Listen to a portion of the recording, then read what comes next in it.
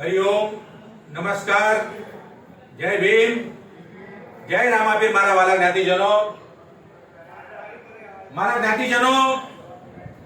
આજે તારીખ 8/3/2025 ના શનિવારે રામદેવનગર મુંબઈ 11 ખાતે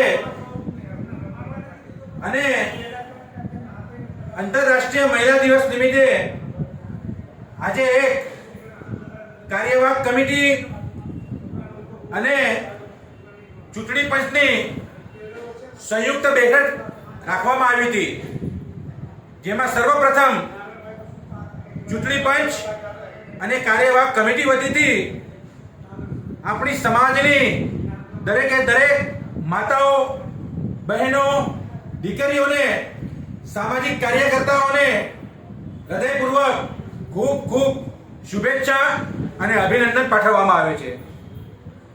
વાલા જ્ઞાતિજનો, આજની સભામાં કાર્યવાહક સમિતિ અને ચૂંટણી પંચ દ્વારા આપણી એકમાત્ર માતૃ સંસ્થા મુંબઈ મેઘવાડ પંચાયતની વર્ષ 2025 થી 2030ની લોકશાહી ઢબે ચૂંટણીની પ્રક્રિયા પાર કઈ રીતે પાડવી એની પર ખૂબ જ વિસ્તારથી સામાજિક અને કાયદાકીય રીતે ચર્ચા થઈ અને એ મિટિંગનું પૂરેપૂરું સભાનું અધ્યક્ષસ્થાન આપણા સભા અધ્યક્ષ સન્માનીય જયસિંહભાઈ પડિયાના અધ્યક્ષસ્થાનમાં થઈ.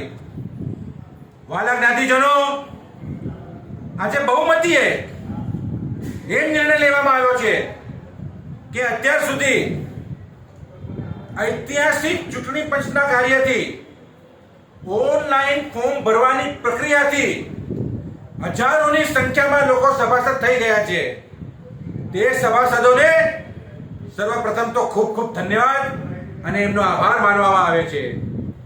પરંતુ આવનાર દિવસોમાં 71 વિભાગીય પંચાયતમાં ઓફલાઈન અને ઓનલાઈન હજારોની સંખ્યામાં મુંબઈ મેઘવાડ પંચાયત CWC ના વહેલામાં વહેલી તકે સભાસદ કેમ બને અને ચૂંટણીની પ્રક્રિયા કેમ પાર પડે એ વિષય પર વિસ્તૃત ચર્ચા થઈ છે અને ટૂંક સમયમાં 71 વિભાગમાં ચૂંટણી પંચ દ્વારા અને કાર્યવાહક સમિતિ દ્વારા 71 વિભાગીય પંચાયતને સહકારનો પત્રક આપવામાં આવશે, શુભેચ્છા મુલાકાત લેવામાં આવશે અને તેની સાથે સાથે ચૂંટણી પંચ કેમ્પ લખાવશે.